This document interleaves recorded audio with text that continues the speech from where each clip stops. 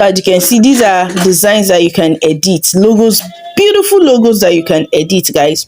So what you just do is, you click on the logos and then you start editing. Some are in their pro version, some are in ordinary, like free version.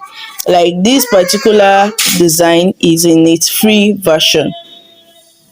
You understand? So you just click on it and you touch some things, replace the name to what you want to do and all those things. As you can see, it's loading. It might take a while. Please be patient.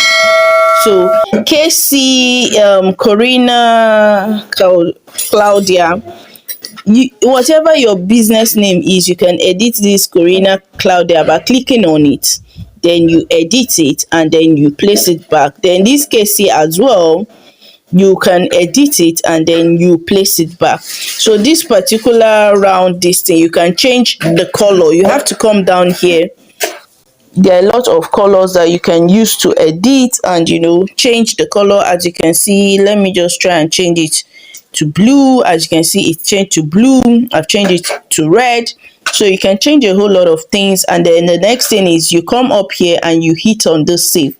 So this save will ask you if you want to download it. You click on download and then the next thing you do is to hit the download button.